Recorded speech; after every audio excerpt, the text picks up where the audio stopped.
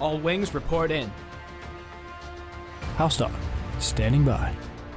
Mother Goose, standing by.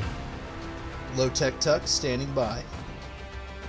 Lock S foils in attack position. Animal Squadron ready for battle.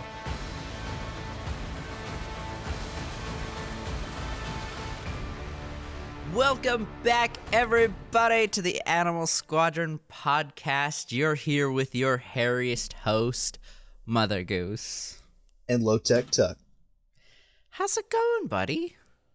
Oh, pretty good, man. Just trying to recover from this episode. I know, this was... It rocked my world a little bit. It was a lot. This is the first episode that I was literally, like, yelling at my TV. Yeah, which actually I'm very curious to hear what made you yell at your TV. Yeah, some good stuff, some bad stuff. Yeah. Dude, I was definitely on the edge of my seat, that's for sure. Yeah, and not like bad, like I hated it, bad, like, that sucks. That sucks that happened to them in that moment.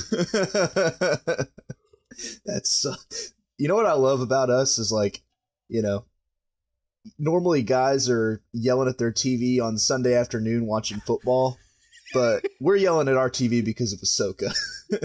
Exactly. And I like that. I like our energy. It's this good. Is it's my good. Football. Go team, do the sport. Go team, do the sport. Hit the guy. Okay, so I want to talk about the title real quick, and I don't need an answer right now, but it's called Fallen Jedi, and there are three people in this episode that people theorize that it's talking about. Baylan, Ahsoka, or Anakin. Or Anakin. That's an interesting one. Mm-hmm. See, I thought that it's talking about both Ahsoka and Baylan. Yeah. And it's especially, like, reflected in their fight. Yeah. While I was watching their fight, I kept thinking about, have you ever seen that, I guess it's just a meme, I guess. It's just something that people post online a lot. But, like, you know, it talks about two guys that had an alcoholic father. Mm-hmm. And one became an alcoholic and one was sober his whole life. Yeah. And they both did it because they watched their father. Mm-hmm. And I think Ahsoka and Baylan kind of illustrates that to a degree because it has to do with how they watched the Order fall. Yeah. Yeah. And what they chose to do after that. Oh, that's... And so they're both technically fallen Jedi, is what I think. Really good. That's just my thought. Hell That's just my thought, yeah. That's a good point. And then Anakin, the reason that I would throw that out is because, I mean, he's already dead. So yeah, dead. Like dead as you hell. You can't really be fallen if you're already dead. That is true. That is true. Yeah. Well, so we have this opening scene with Ahsoka and Sabine. Do you have anything here? Not a lot yet. I mean, it opens up on Cetos, which I really like that planet so far. Mm-hmm. I mean, I have a feeling that we aren't going to be focused on Cetos anymore for the rest of the show, but Yes. These 2 episodes while we've been here has been cool. Yeah. The permanent autumn is pretty awesome. For sure. For sure. I've seen a theory, though, that this has some sort of connection to Mortis. Okay. How come? What goes along with that? Well, one, her going into the world between worlds at the end of the episode, and then also the trees. Surprisingly, they have this. People are like, they have the same color trees. It's Mortis. Oh, okay. And so, like, the theory is that Cetos is Mortis, or that it's just like Mortis. Well, I've seen some people say that it actually is going to end up being Mortis. I personally think that it might have a connection to Mortis. Yeah. Well, because, I mean, where they are with the star map, is very obviously some sort of force-sensitive temple shrine kind of area. Right. So that makes sense. We've talked about it. I really like the theory that certain planets are like force nexuses or force hotspots, like Tatooine. I strongly believe the force has some weird connection with Tatooine, and Cetos might be the same way. And like Dathomir's another one. The force was strong with Dathomir. Mm-hmm. And also, like Dathomir, Dagobah, like, and it's kind of weird that planets can even have light or dark side affiliation too. Yeah. Because like Dagobah, I think about like the Sith cave, and then also how the theory was for a long time that that's why Yoda hid there, was because that would hide his signature because of all the dark side energy there. Yeah, which ballsy mood on our boy. Like, I know it kind of worked out for him at the end, but there really was a good chance that he would have fallen to the dark side. Nah, man. Yoda's built different. He got that dog in him. He is. I really think he's one of the only Jedi that could have spent that much time. Because what was it? Almost 23 years in Dathomir? Dagobah? Sorry, yes, Dagobah. Thank you. Yeah, because I will say, I don't know if we're entirely sure that he goes immediately there during the dark times, or like how long he lives there during the dark times. Like, does he go other places? I don't know. But yeah, I mean, it's certainly a long time. Yeah. The better part of 23 years, whatever it is. Well, so I don't really have much on their conversation here either. Oh, actually, no, I do. This was a really important scene because they're kind of, it's kind of foreshadowing the ending, isn't it? Where you can tell there's some tension between Sabine and Ahsoka on what needs to be done. Oh, yeah. Because, like, that's when Ahsoka brings up that you may need to prepare yourself that we, should destroy the star map. Yeah. Because if we can't get there, then neither of us should. Yeah. Sorry, I was sitting and I was thinking about the scene, and I was like, man, what a nothing burger of a scene. And then I was like, wait, no, that's not true. It was a really good one. Nope, there's some pickles on that nothing burger. There's something there. There's something there. Next, we've got them talking at the temple, and by them, sorry, I should be more specific here. Baylan, Morgan, Shin, and Morok. The boys. The boys. BOIS. So I really like this scene because I think it just shows that Baylan really does have faith in Shin. Yep. Yeah, and you can tell that he really has faith in her, and like I think also really cares about her. Too. Which, it's nice. yeah, I agree. Yeah. And I think, remind me, this is the scene where they talk about, like, even if they're like their calculations are a little wrong, they're going to like end up in the middle of nowhere. Yeah, they'll be lost in the void, is I think what Baylan says. Which is true when you think about it. Like, realistically, galaxies are hundreds of thousands, maybe even millions of light years apart. Yeah. And that's a lot of space to get stuck in. For sure. You can't just turn around. Oh, that is one thing that I just want to say, with this episode ending how it does, I want to retroactively change what I think the ring is for. And I don't think they're building a Super Star Destroyer. I think they're going to get a Star Destroyer. Yeah. And bring Thrawn back, yeah. Yeah. I realized that whenever I was watching, I was like, oh, okay. I mean, so what we've been theorizing is, like, there's no way, obviously. And so, like, they're definitely going to get a Star Destroyer because that's what Thrawn and Ezra are presumably on. So, yeah. Yeah. Yeah, I was really surprised, too. I really thought they were going to just, like, get a Star Destroyer, go over, and just like pick up the boys. They had a little too crazy night at the pub. Yep. A little too crazy of a night at the pub with a bunch of Purgles. With a bunch of Purgles and Porgs. Yeah, I want some fan art of some Purgles with a bunch of Porgs living on their backs. I just feel like that would be adorable. Yeah, a nice symbiotic relationship between the two. Exactly. Going on multi-galaxy adventures. Although I don't know if the Porgs can survive in space. That worries me a little bit. We need to make the Purgles so large that they gain an atmosphere. Or give the little Porgs the fishbowl helmets that we make Yariel Poof wear. Yes, exactly. This is the way.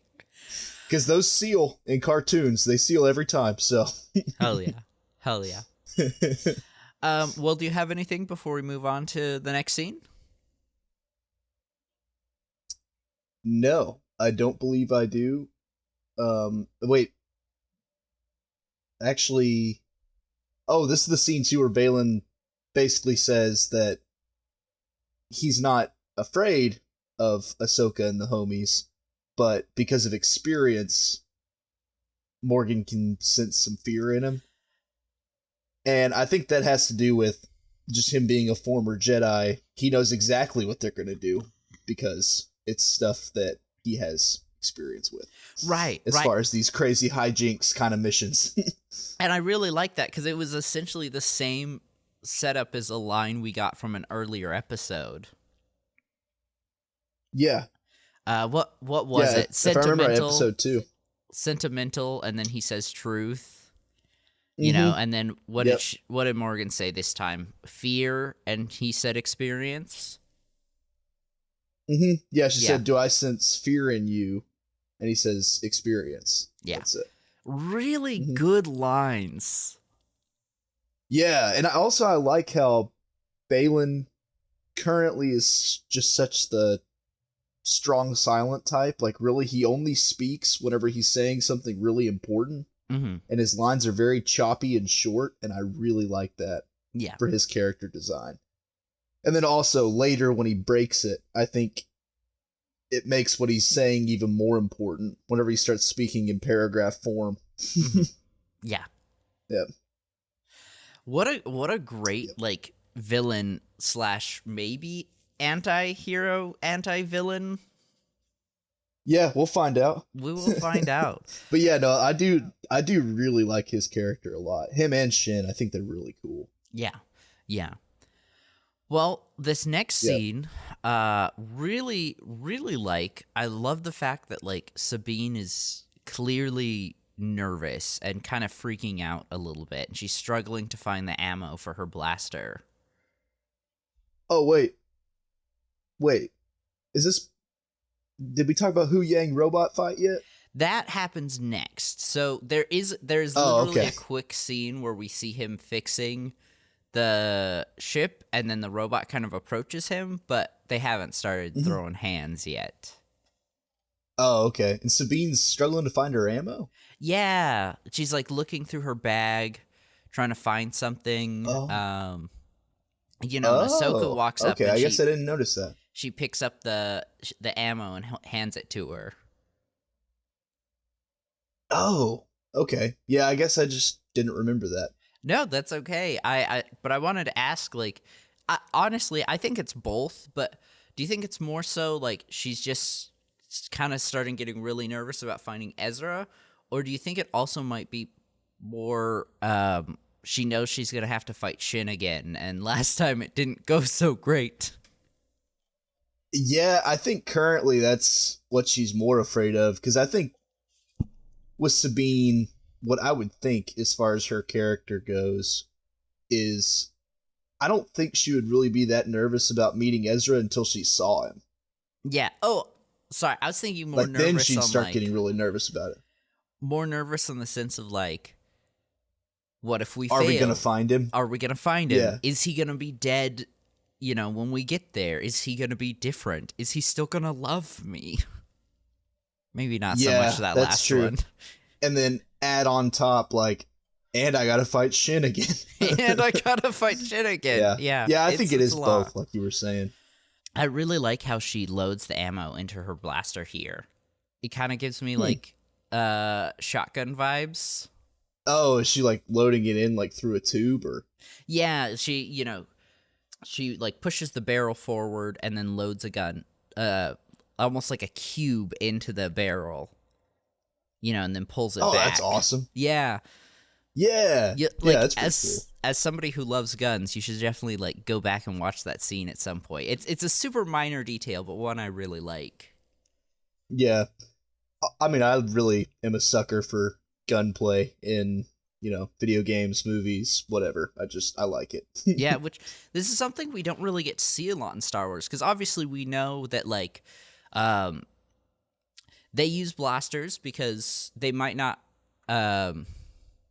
I think technically in the Star Wars universe, like, physical rounds are more powerful, but blasters, you can, like the Stormtrooper's blaster, I think it's a single mag holds 500 rounds, which is, a huge advantage for a military to have your soldiers, have that much ammo without having to reload. Yeah. So we know this, but rarely ever do we actually get to see somebody, like, reloading their blaster. So I really like this. Yeah, I do too. But yeah, that's all I have for this scene. Again, just more Ahsoka and Sabine talking about what needs to be done. Really setting up this great happy ending that we get when everybody has an okay time. Exactly, the super happy ending. Totally okay and totally not maybe dead.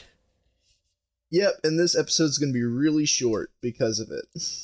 Exactly. And that's all I have till Huyang throws some freaking hands. Me too. Oh, I love it. First of all, I love me a robot fight. Yeah. Secondly, like, Huyang, I just love how the man's 25,000 years old and he's still getting it. He doesn't care. He wants all the smoke. He wants all of the smoke. This was the first moment I yelled at the screen. I literally yelled, Huyang has hands. Yeah, he does. And also he's got 4 hands, which I like how he used them for combat too. Yeah, he just, like, was bopping the assassin droid. It was great. Yeah, it was like, I don't know, it reminded me of, like, a scene from, like, Kung Fu Panda or something with, like, a grasshopper just... Yeah! It is very bug-like. I just thought it was cool. That's a great way, because I knew it reminded me of something, but I couldn't put my tongue on it. So, yeah, don't they have a little grasshopper guy that punches like that? They do, yeah. Maybe a mantis. Oh, it's a mantis. Yeah, that's right, yeah. I think it's voiced by Seth Rogen, too, if I remember correctly. I love that. That's funny. Same. Oh, but yeah, and then also Huyang's presence of mind to, like, mid-fight unplug what he's been working on in the ship. Yeah. So that, like, to alert everyone without causing an alarm. I just thought that was... What a play. What a play. Yeah, and then very Sabine smart. had no idea what was going on, and Ahsoka's line of, Sabine says, like, that daft droid messed up our ship again. And then Ahsoka goes, he wouldn't, and then ignites her lightsabers. Yeah. Solid line. Solid line. Really shows the difference in, like, their experience. Yeah, and then also you can see, too, that, I mean, Ahsoka's been around Huyang for a long time. Yeah. Yeah. And so, I mean, they know each other real well, I would think. Well, now I'm really sad, Tucker, because I'm realizing that he's the only thing she has left from her childhood. Oh, I didn't think about that when I said it. Everyone and everything she knows is gone.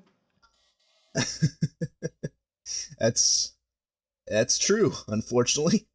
But on a happier note, clearly her and Hu Yang have been like friends for a long time. Yes, because back in Clone Wars, Hu Yang trusts a young Ahsoka to help him out with the younglings building their lightsabers. Yes, so the younglings who would later die. But anyways. Listen, I just woke up. I'm not emotionally prepared for this. I just want to make you sad again. But yeah, you know, Ahsoka and Hu Yang are clearly friends. That's my point. I'm sorry, but just the emotional gut punches of, they're really good friends, but they're all they have left. But he trusted her even as a child. But the kids he trusted her with are dead.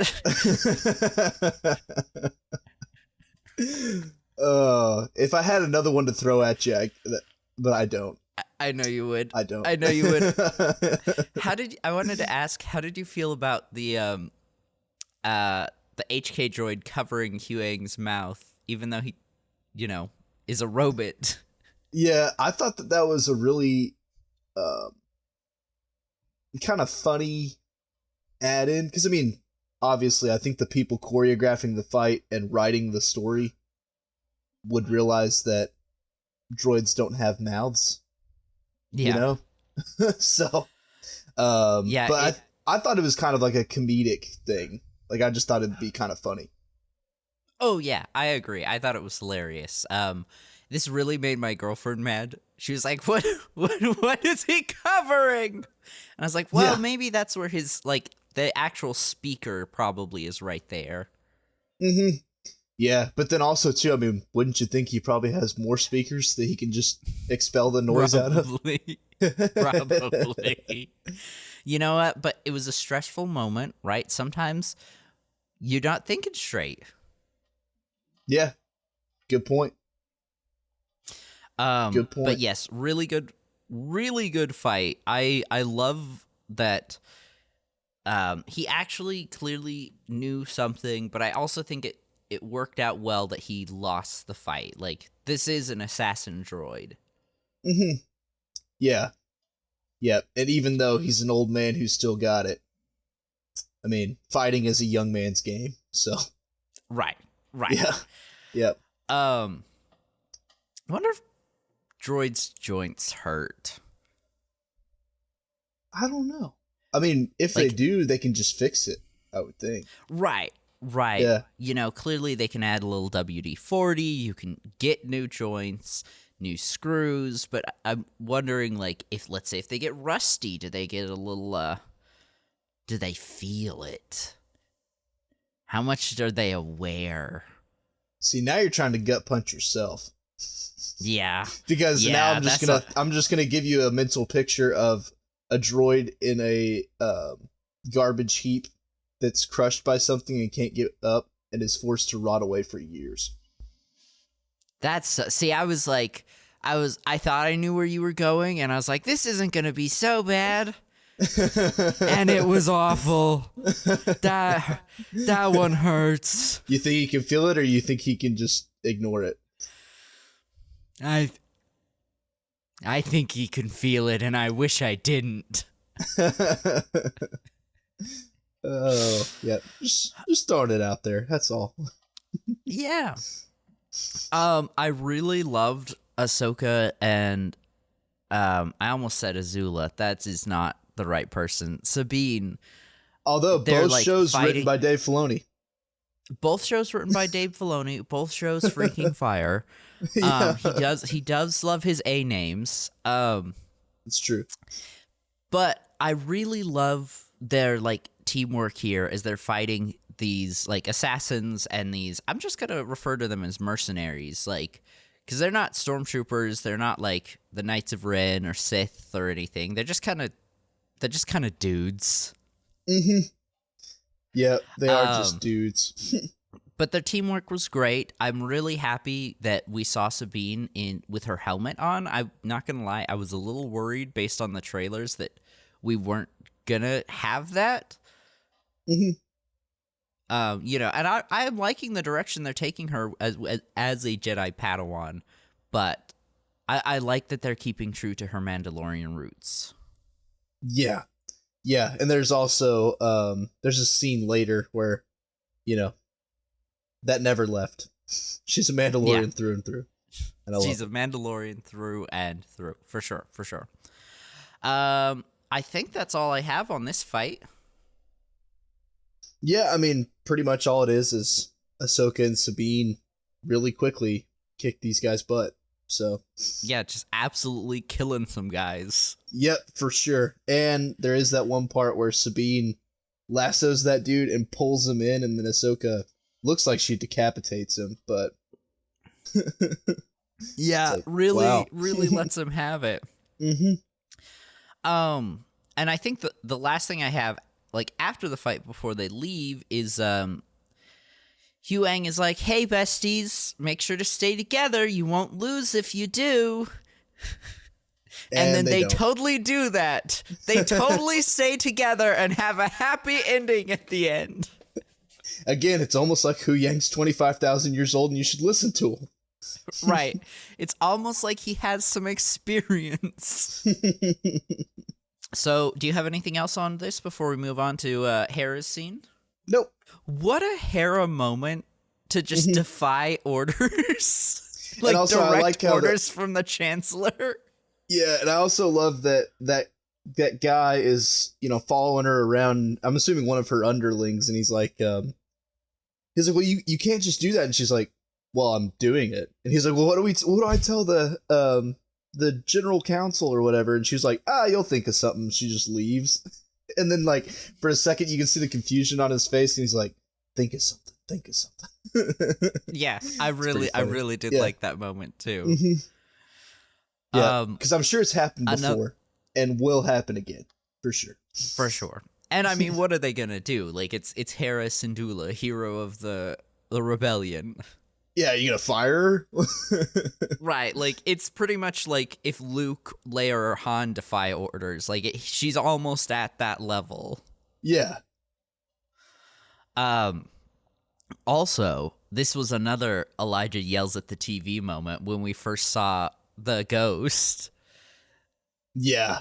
That was it is sick. my favorite Star Wars ship, and to, like, get to see it live action in its own series was amazing. I know we've seen it, like, in Rogue One, and I'm pretty sure it was in Rise of Skywalker as well.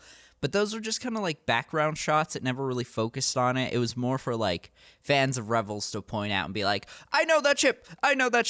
But like, this was actually like a main part of the story. We saw characters in it. We really got to see it flying around. We got to see people talking about like, or talking while in it. I don't know. I was just so excited. Yeah, I got to see the cockpit. Also, I really hope that at some point they have to use the Phantom. That would make me very happy. Me too. It was cool seeing it in that one episode. What was that, episode 2? Oh, yeah, they do use the Phantom. I forgot about that. Yeah. But I want to see it, like, be pooped out. I don't know how to phrase that better. Yeah, just slide right out. Yeah. They eat plenty of fiber. Good to go. Exactly. Yep. Got to keep the ghost well fed. Oh, okay. This was so she's in space and like a squad of X-Wings come and it's I always forget this guy's name. Do you remember? He's in Mandalorian. The Asian guy. Yes. Isn't his name Lee, like Lee? Or something it might like that? be. I think his name's just something short, and it's also like kind of a normal name. Yeah, but he's such a cool like character, and I really love that they're adding him in more. Mm-hmm. Yeah, and also he's just always present when things are about to go awry. Like it's always him and his squad, man. Right. And it's not even his fault. Like I think of him as like, you know, that I don't know, just veteran government worker that also doesn't trust the government, but things always still seem to go wrong. It's Carson. His name's Carson. Yeah, I knew it was like It's like a real It's normal just a name. regular Yeah. dude name. I love it. I love it. So there was a quick moment, and it didn't last long, but like when she's first flying and the X-wings like come behind her, I was like, dang, they're gonna try and stop her. The Senate actually cares. And then I was like, wait, no, they're going to help. Hell yeah. Carson and the boys. Ready to Carson go. and the boys. This was Elijah yells at TV moment number 3. I thought in my soul that this is how we were going to get Zeb. I was like, oh, that's perfect. He's going to be flying one of the X-Wings. Hell yeah, finally. He's coming to the series. So it showed Carson, and then one by one, it showed each of the people in the X-Wings. And after the 6th one was shown, I literally was like, no! Where's Zeb? We're 4 episodes in! Dude, honestly, just to spite you, you know, it'd be hilarious is if they included another rebel of Zeb's race. I forget what they're called. Another Lasat that's not Zeb in there. Yeah. Yes, I feel that. Dave Filoni would do that to spite me particularly. And his name's like Zed or something, like it's really close, but it's not the same. Yeah. I would be so sad. I'm guessing it's probably really expensive to make his his 3D model, because it looked really good in The Mandalorian, but it definitely was 3D. Oh yeah, you have to like CGI all of it, I would think. Yeah. Pretty much. Yeah. Yeah. So I don't know if we'll see him much this one. Yeah. I definitely think we'll see him a lot in the movie, just because like they have movie budget. Mm-hmm. But we'll just have to wait and see. I also, like, again, if he is dead, I would just like to know what happened, you know? Yeah. Just don't just disappear him on us. I'd like to know what's going on. Yeah. Right. Did you have anything else for this scene? No, I mean, pretty much the only thing I had was, it's a very Hera thing to do. Hell yeah. Hell yeah. And, I will say, I'm not really a fan of Jason so far. Yeah.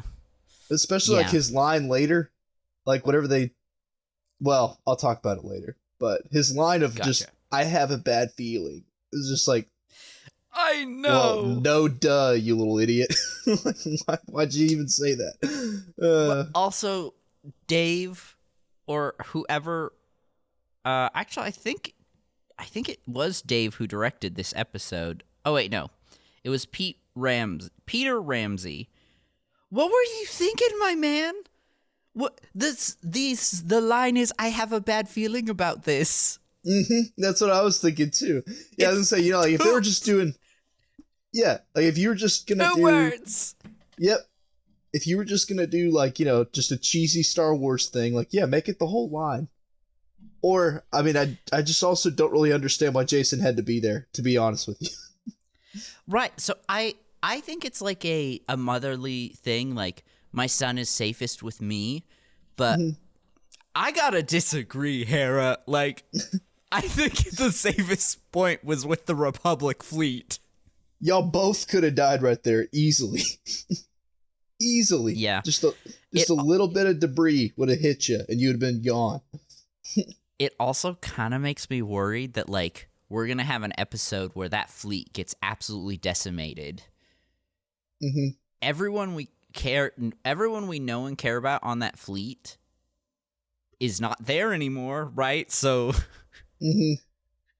Oh yeah, I could foresee a scene where like Thrawn and his, you know, whatever fleet they built him just like jumps in and completely destroys it, and just out of nowhere. Yeah. But yeah, I think it really reminded me of that moment from The Last Jedi where it's BB-8 is technically the one to say the line, I have a bad feeling about this, but like they never like specify or tell us that. Yeah. Or like in the movie at and it's like it's just one of those things. It's one of those classic lines that like you shouldn't mess with. You just keep it, man. It's dumb and it doesn't matter, but it's tradition. Yep, you just gotta say it. Oh, yeah. But again, there will be no Jake Lloyding this child. That is a Peter Ramsey fault. Oh yeah, no, I'm not saying there's anything wrong with that actor. I think he's a pretty good actor. I just have some problems with his character. Yes, I'm so sorry. I know that was very aggressive, my friend. That was not aggressive towards you. That was aggressive towards any potential listeners that might be thinking about bullying a child. I'm sorry, I should have been more clear. As Star Wars fans do, yeah. Yeah. Yeah. Do you have anything else here? No. Wait, yeah, Great. this is just, yeah, we're still in the fleet part. Okay, yeah, but we can definitely move on. Yeah. Great. I love this opening shot from this next scene where, like, it starts on the hyperspace ring and kind of, like, pans down to Baylan and Morgan. Really, really good shot. Yeah. Peter got my trust back. He lost it and then he gained it. What a son of a gun. Yeah, but Peter, you rascal. Rascal Ramsey. That's what everyone calls him. That guy. Also, I was wrong. This is the scene where they talk about the calculations. And then I think this may also be the fear experience one as well. But, we've already talked about it. We don't have to rehash it. I just wanted to clarify that I was wrong and I'll take the L's. Yep. Well, that's all right. I love that, again, just anytime we can see the whole, like, space galaxy map thing as it, like, floats up and the line between the galaxies, it just, whoever did the, like, CGI here did such a good job. Yeah, the star map is one of my favorite parts of the show so far. Yeah. I really like the star map a lot. Same. And just, I know we talked about it a little bit, but I love the scenery of this planet. It's so pretty. Yeah. Mm-hmm. Yeah. Also, fall's my favorite time of year, and it just reminds me of fall. Even the way they're dressed, like it looks like it's a little chilly out there. I love it. Yeah. Yeah. Love it. Well, do you have anything here before we move on to the fight? Nope. No, I mean, most of what I have to say about, like, really anything in this show, in this episode so far, is pretty much just based in the fights. Hell yeah. Well, we are 13 minutes in to the episode. We are 42 minutes into our recording, and we're now getting to the main thing we want to talk about. Hell yeah.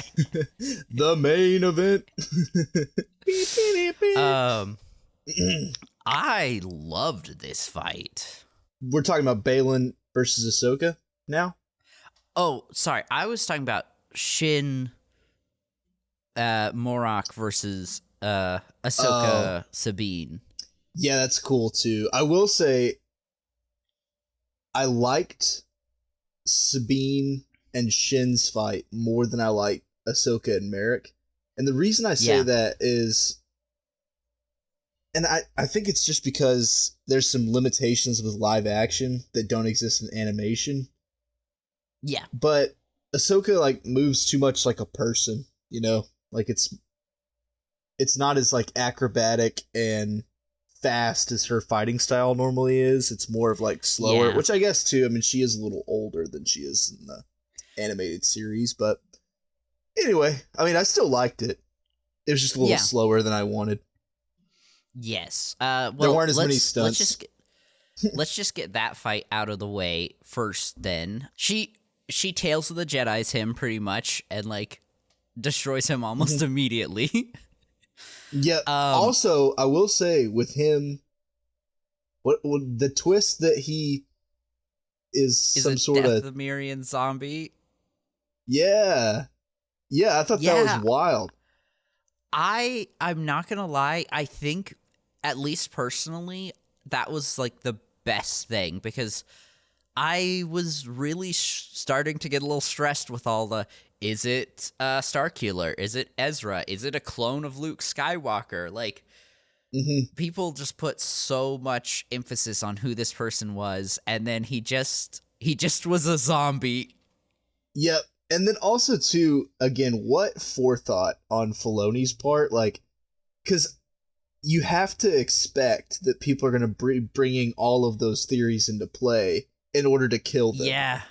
And I love that amount of forethought. It's just genius to me. I think it's amazing. I know that man was just laughing at all the tweets and videos of who Merrick is. Yep, I love it. And I do think that because of like fan hype, and let's be real, like the show definitely, like you were saying, played into it with they never unmasking him. They wanted people to theorize. So I do think there are going to be people who are disappointed. And you know what? If you are, that's totally valid. Like, fan expectations were really high. The show was leading into it. Like, I get it. I get why you felt that way. Yeah. But personally, I love that he was a zombie. Yeah.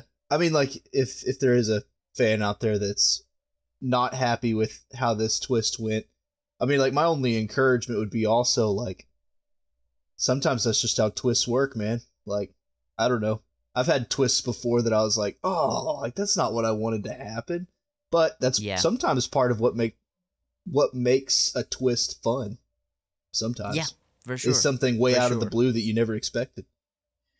And if you're a live action only fan, I definitely would recommend go watching the Clone Wars. Because we get to see more of these like Dathomirian zombies, and they're, I don't know, the lore behind them is really cool.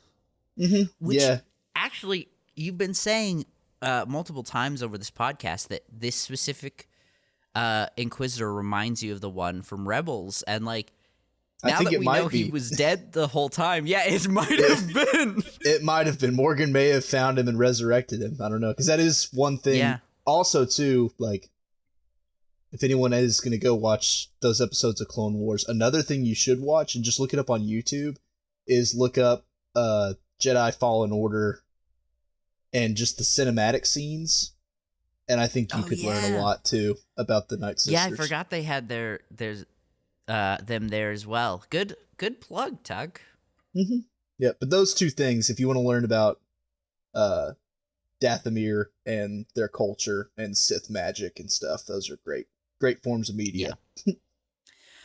Yeah. Well, I really liked this fight between Shin and Sabine. I think it really highlighted both of them well. Like, Shin is very clearly more powerful in the Force. You know, she's pushing Sabine around.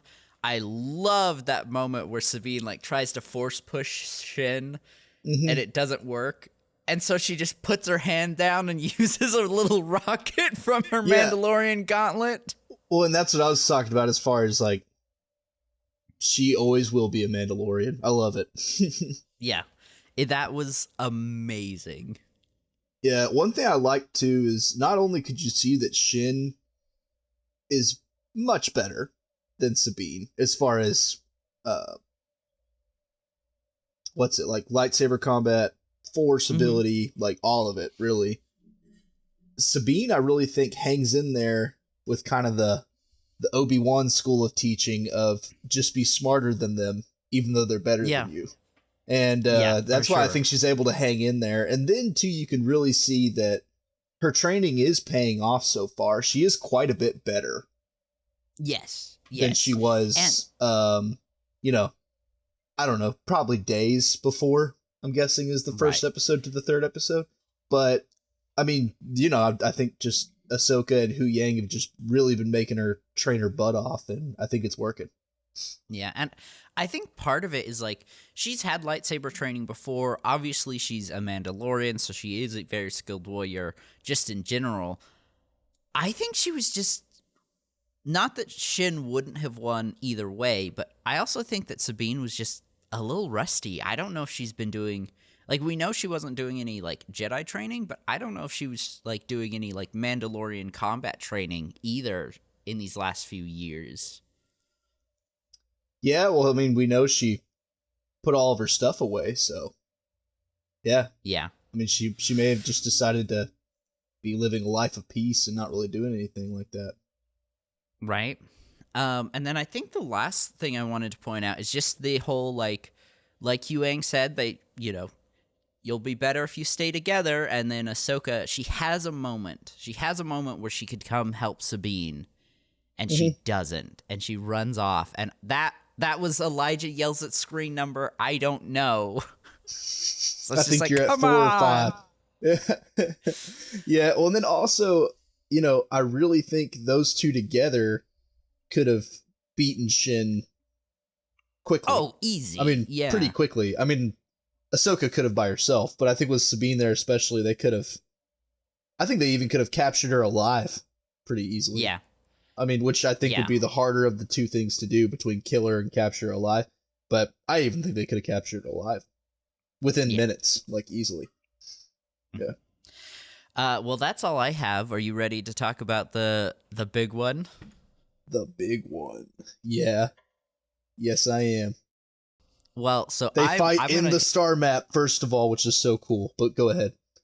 Yes, I've got one major point I want to make, and then I'm going to kind of let you lead this conversation because I know you have a lot you want to talk about. Just the fact that, like, I love how slow the fight starts as they, like, start taking different stances, and they're watching each other, and they're learning, and, like, it clearly is two masters who are not... They know for a... Like 100%, do not underestimate this person because they have this skill to kill me if I don't do things right, and I love that. Oh yeah, just sizing each other up, and they were also doing that classic thing of like they're sizing each other up, but they're also walking in a circle, and I love that trope. I think it looks cool every time. Hell yeah! Well, I know you're really excited. What do you have for us, my friend? Okay, so. We start out with some dialogue, and I won't go into it line by line because I know people's time is precious, and you probably watched the episode already. But anyways, so he's trying, like, while they're sizing each other up, Balin, in my opinion, is trying to throw Ahsoka off balance. Because the first comment he makes is about Anakin, so he just immediately goes for the throat as far as her emotions go. And she retorts back. He says, Anakin spoke very highly of you, and then she says, oh, that's funny, he never mentioned you. Which I was just like, oh, like what a great... That is what a great line. Yeah. Yeah, and also like what a great way to snap back at someone who's trying to get your goat. Like you're just like, no, you're not gonna do it. In fact, I'm gonna get yours. I have the power. Hell yeah. And then Balin brings up like, well, everyone knew Anakin Skywalker, and I'm sure it left a scar what he became or whatever. And then she says, I'm not here to talk about my past, but the way she says it, I think he does get her. I think she's a little angry right there when she throws her cloak. It's like, oh man, unleash the beast. But also, I think it does throw her off balance a little bit. I think Balin got what he wanted. And they proceed to have like about 3 minutes of a really cool lightsaber battle. I don't know if I can honestly say that it's my favorite one, but it is very good. And like I said earlier, the thing that came to mind mostly was just how their fight symbolically illustrates how when Order 66 happened, the surviving Jedi basically had two choices. Yeah. And Balin and Ahsoka exemplify both of those choices. Yeah. Yeah, I agree. That was a really good point. Yeah. And then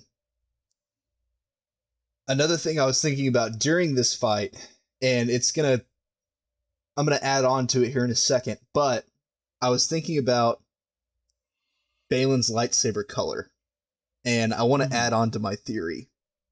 Not Okay. only do I think that it's orange because he hasn't fully turned yet, but also I think it's orange because his original lightsaber color was green and he was a Jedi consular. Is what I think. Okay. And then to go with that, I think that if a Jedi Guardian was to start turning, their lightsaber would start to turn more pink or purple Interesting. Okay. as the crystal bleeds. Yeah. And it kind of fits into, like, there's been a long time theory that the reason that Mace Windu's lightsaber was purple, like, to make it fit into the story. The truth is Samuel L. Jackson wanted a purple lightsaber, but in Star Wars, it's that he had a tendency to use the dark side, but use it to his advantage as a Jedi. You know, that he would use some of the aggression and stuff that comes with the dark side to aid him. And so I think that this kind of plays into that a little bit.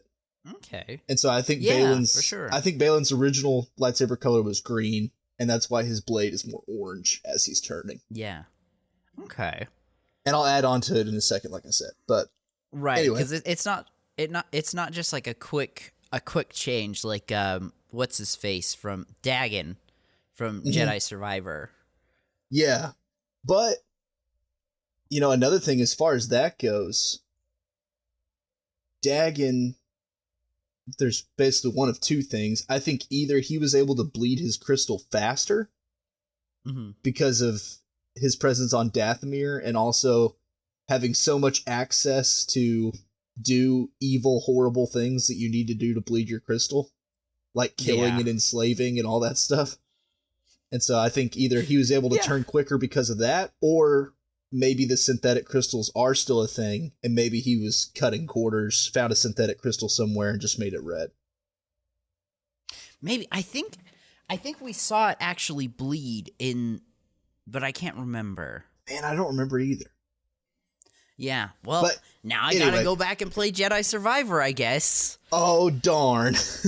Aw, shucks, I'm gonna have such a bad time with one of my favorite video games ever. No, I agree. I don't think this is my favorite fight, but I definitely think it's top 5, maybe even top 3. And I do like, too, how you were talking about with the strategy. Like, the fight also starts speeding up, too. Yeah. As they get to know each other a little bit, they both start fighting faster and faster and faster. Yes.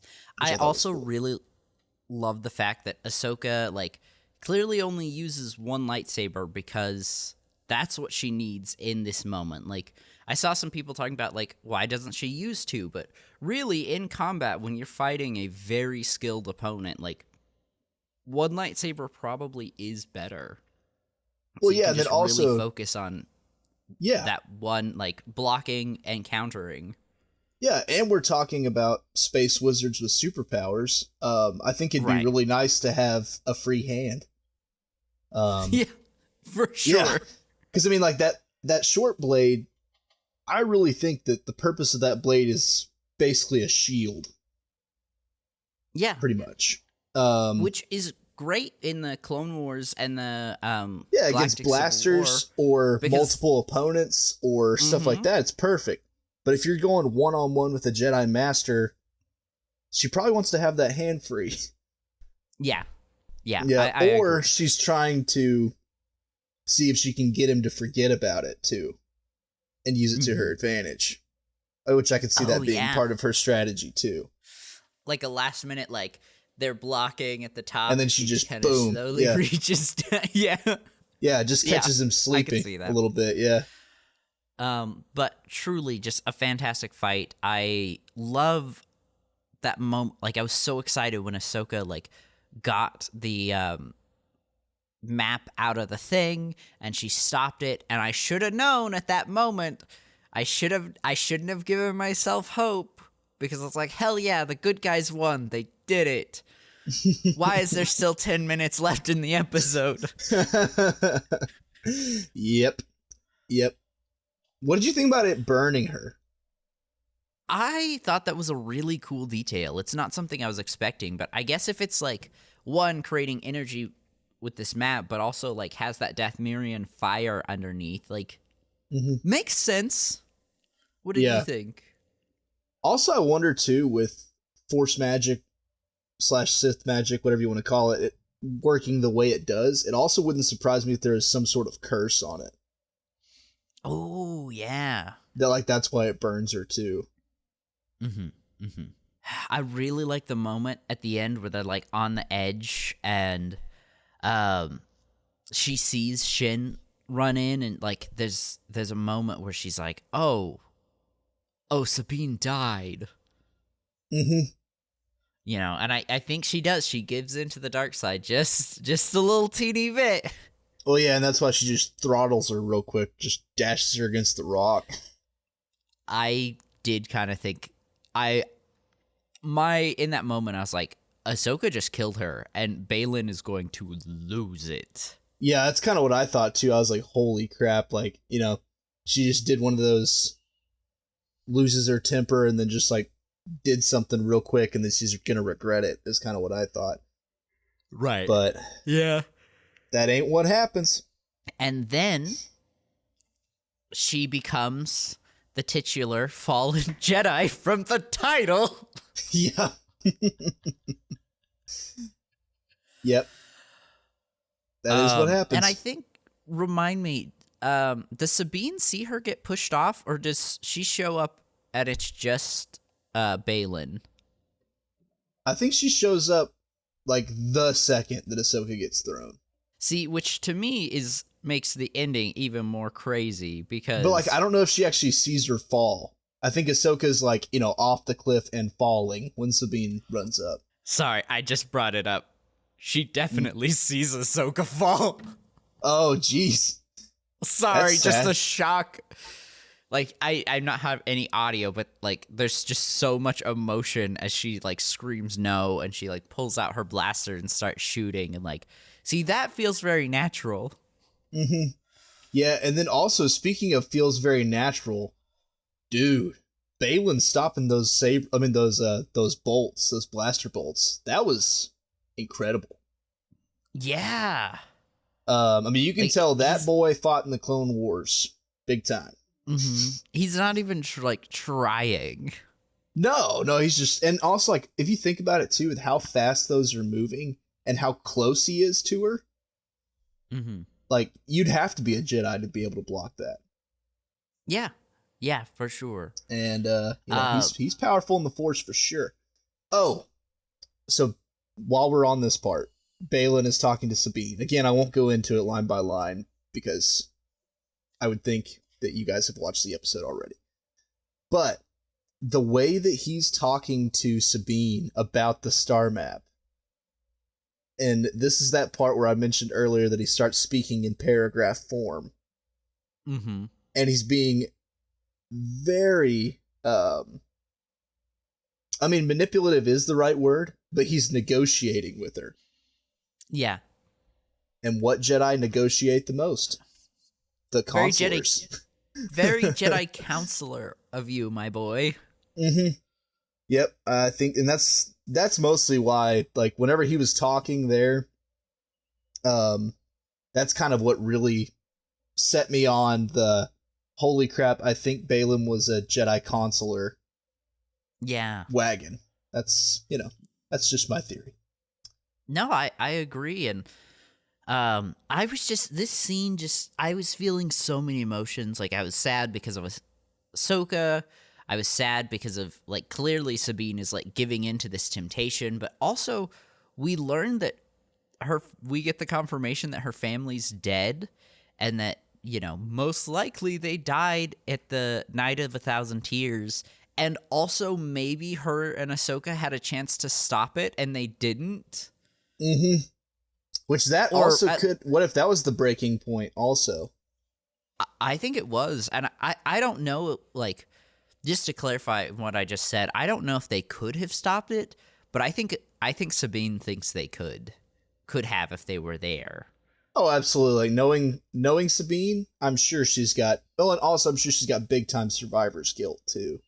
Yeah. Like, I should have been there. I should have died with my family. I should have, you know... Do you stuff like think? that.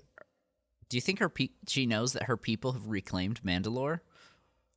No, I don't think she has any idea. Yeah. So Because I mean, the Empire's fractured, so I mean, yeah, I mean, it's not like you would get a radio call one day or anything. Right.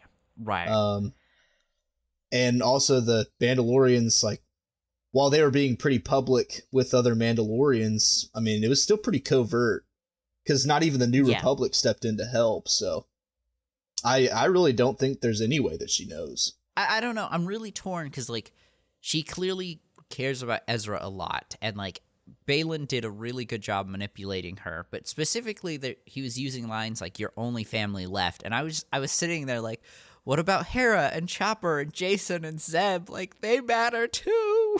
Yeah, but that's not how you isolate somebody. Right, exactly. Yep. Exactly.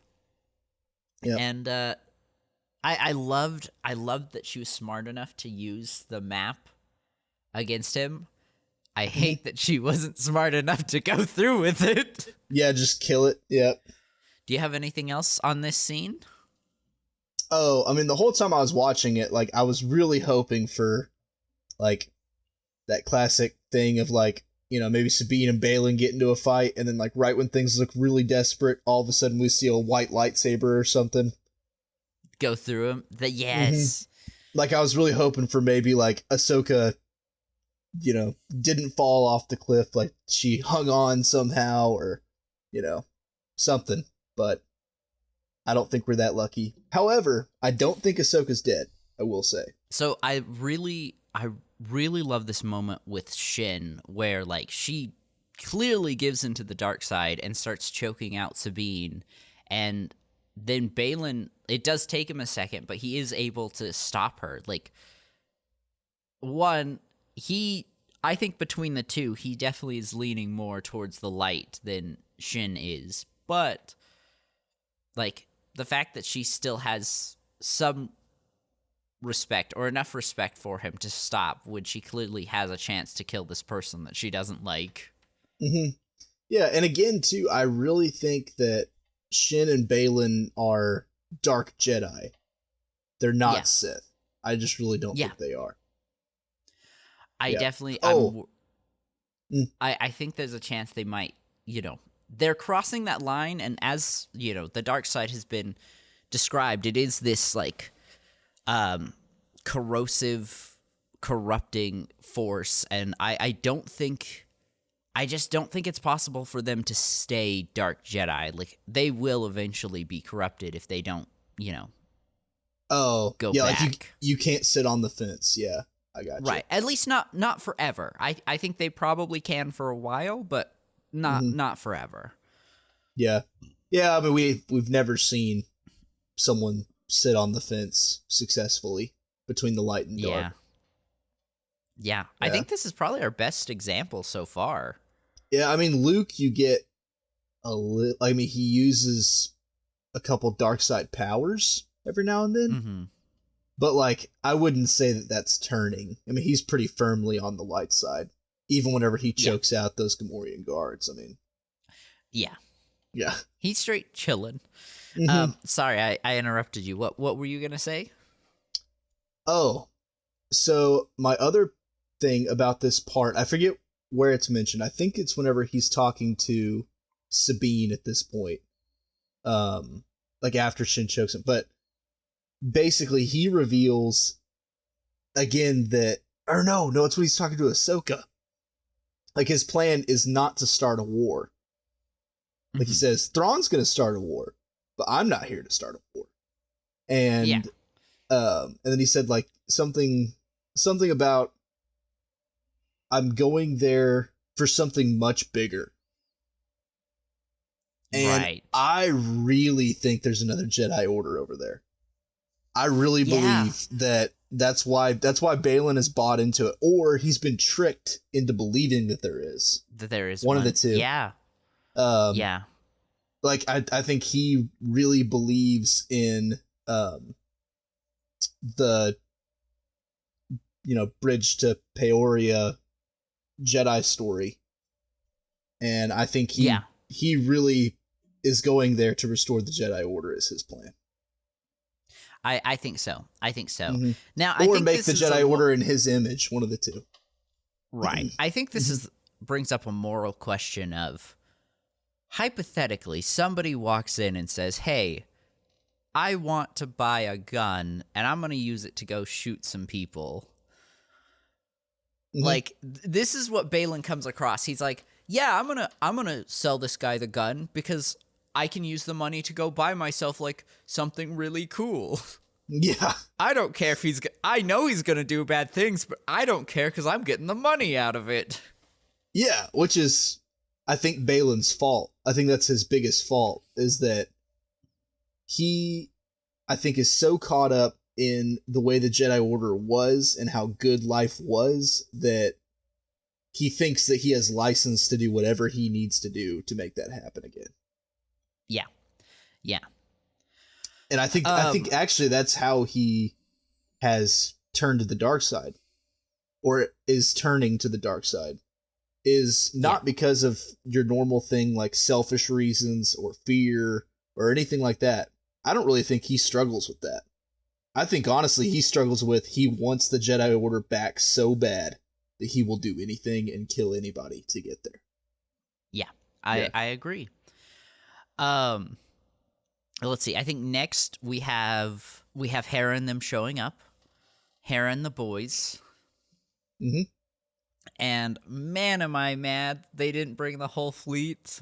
Yeah, but also, I don't know if they could have stopped it either way. Yeah. I agree. I don't really think it would matter. I was really worried here that we were going to get, like, this is I know we talked about how, like, we felt really confident they weren't going to kill Hera. I was not feeling confident in that moment. Yeah. Yeah, whenever her ship started losing control after the blast, I was like, uh-oh, this doesn't look good. I will admit, this is my next Elijah yells at TV moment. When that went off and all the, like, not all, but most of the X-Wings started blowing up, I was like, yeah, maybe it's a good thing Zeb wasn't there. Yeah. Yeah, dude, I didn't think about that, but yeah, maybe that's proof that he's not dead. The reason that they didn't put him in there. Yeah. Yeah. But I really liked the detail on this. Like, their hyperspace ring is so large and so powerful that, like, it left a trail behind it. Like, it's like it scarred space. I don't think permanently, but, you know, at least temporarily it scarred space, and I love that. Yeah, I think they straight up ripped a hole through space and time. Yeah. Yeah. Which is wild. Oh, shoot. Also, sorry, I thought this scene was after, but it can't be after because it's still on the planet and they've already left.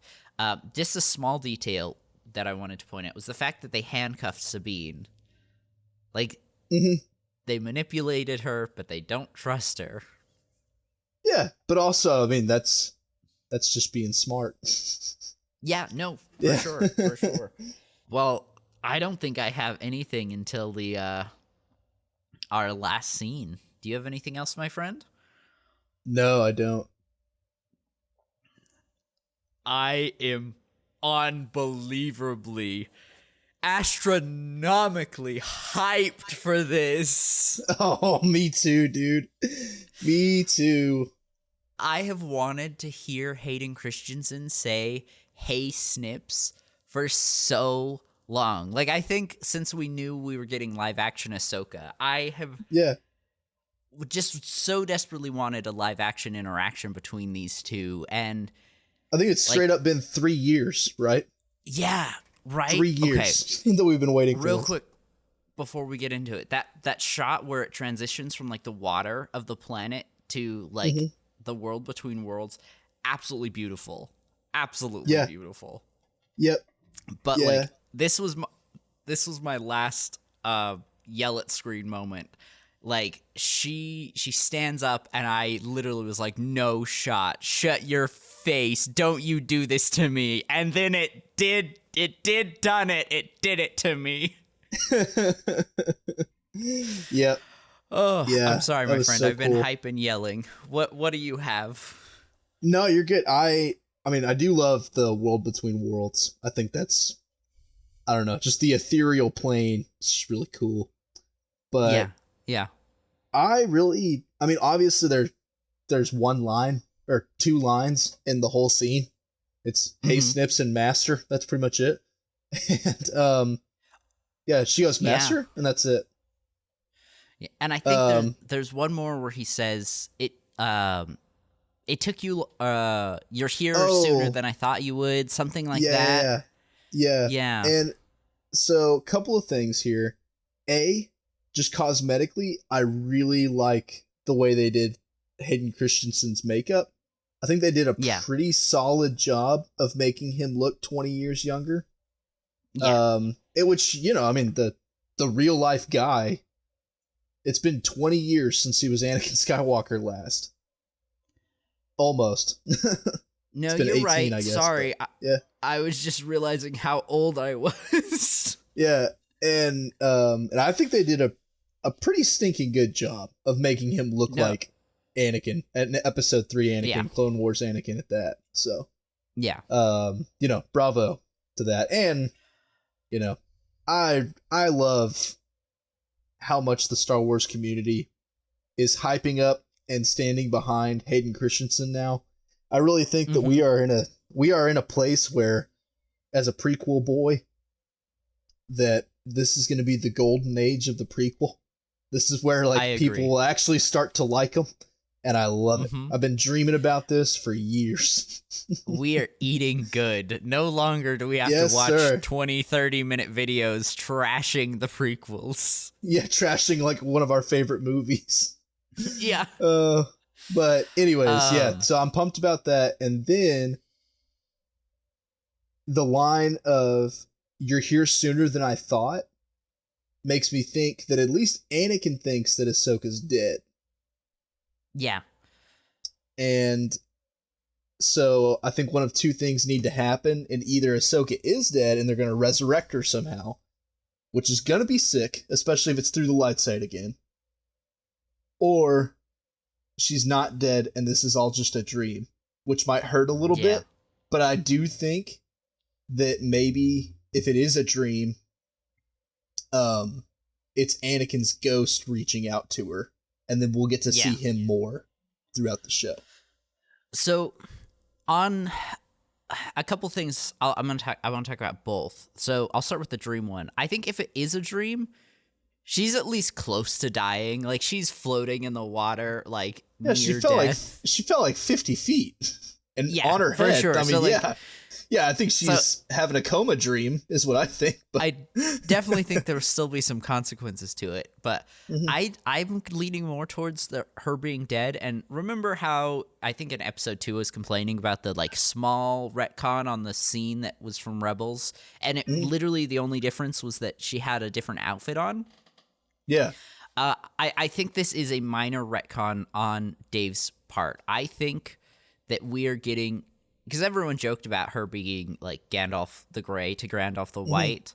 I think that's exactly what's happening here. Dave has just kind of shifted when it happened. So clearly he thought it happened before she picked up Sabine. Now it's a little after, which I'm not entirely sure how I feel about him kind of retconning his own stuff now. We've talked about him retconning book stuff, but I think that's what we're getting. We're going to get her coming back as Ahsoka the White, essentially. Yeah, I think that would be pretty cool. And then also, I mean, as far as the retcon thing goes, I mean, we do know that the Force exists in all time and all of the time. Yeah. And so, I mean, maybe this is the moment when the light side revived her. And it's only happened once. Yeah. I agree. And I know that's kind of a crazy mind bender thing to say, but if she is, I think maybe. Yeah. If she is dead, I have three theories. I'll run through them all really quickly. Yeah, it's Anakin, and it's just his Force ghost, that coming to talk to him. Okay, maybe 4. Or it's either Anakin as a Force ghost, or he has become the balance in the Force and has essentially become the Grim Reaper. I have seen that. It's the son. I've heard people talk about that. And Ahsoka is the daughter. I mean, like, her spirit lives in Ahsoka. We do know that. Right. So, yeah. And then lastly, I was thinking it may not be the son, but it also might be another Force being also pretending to be Anakin. Like, I think the son would be malevolent, but this other Force being might be like I took a form that would make you feel more comfortable. Like trying to be helpful, but might also come across as a little creepy. Yeah, well, and then also, too, like, with the Vader thing at the end of the episode, like how it plays the first 3 notes of that song, bum, bum, bum, and then it just pretty much goes away. You know, what if, too, it is the son, and he's not back as Anakin, he's back as Vader. Oh, yeah. That'd be interesting. No, I genuinely, like, personally, I think it is actually Anakin. Yeah, I do. And that I really do think that Anakin is the representation of balance in the Force. And that's why we see physically Anakin, but then I think it's Vader's lightsaber, and we get Vader's music. It's showing that Anakin he spent 23 years in the light and 23 years in the dark. He is the balance, and they wanted to show both sides of him. Yeah. Yeah, and I think, you know, he's, like, as far as the gods of Mortis go, I mean, like, I think an appropriate way to compare him actually would be to the Father. Yeah. I agree, because that's the role he was supposed to take. Yeah, I think that's actually who Anakin is in the Force after his death. Yeah. Well, I have one more just absolutely crackpot theory before I'm finished, but I wanted to, you know, just see if you had anything else you wanted to talk about with this scene. No, I don't. Gotcha. So, again, I do not think this is going to happen, but I was watching this episode and I kind of thought about it, and I was like, if hypothetically Disney was to retcon the sequel trilogy, this would be the exact moment to do it. Because she's in the world between worlds, she can see the past and the future, and I think how they could handle it really well would be Anakin could show her something in the future and said, hey, this happens, right? And this leads to the eventual fall of, like, this is a major battle they lost, which lets the, you know, I don't think he'd say it, but maybe we could see it, like, as they're walking through. You know, this led to the New Republic being weakened and the First Order being able to rise up and Palpatine being resurrected and, like, sorry, my cats are being little turds. If they were to do it, I think this would be the perfect way to do it, explain it, and make it make sense. Okay. Like Anakin essentially saying, like, hey, this is, like, either this is a major moment that you need to go change, or this is what the universe becomes with you being dead. And we don't really want that. So, you know, here you go. Here's a second chance at life. Yeah. Yeah, kind of a that reminds me of, like, Harry Potter, like how he gets resurrected, you know? Yeah. In the Deathly Hallows, and it's just because like he just can't lose. Like, he's not fated to lose. Right. So he just gets resurrected. Like, I mean, I think that's also maybe how they're going to take it. Yeah. It's just Ahsoka just wasn't supposed to die. Yeah. So I don't think they're going to at this point I don't think they're going to retcon the sequels, especially with another sequel movie having already been announced. But I just think if it were to happen, literally this is the only moment I think that they could do it and it naturally, like, feel good. Like, it not just feel weird. Yeah, it wouldn't be awkward. Yeah. You could just explain it once and it's good to go. Yeah. Well, I definitely think this was the best episode so far. Yeah, dude. Also, I love being right. Hell yeah. Oh, yeah. I just gotta brag a little bit. You were right, my man. Hell yeah. I called the jump. This is amazing. Again, just a reminder, we're recording this before we watched episode 5, so, anything we're wrong, we're probably wrong about some things, but, it's just timing-wise, I promise. But feel free to correct us.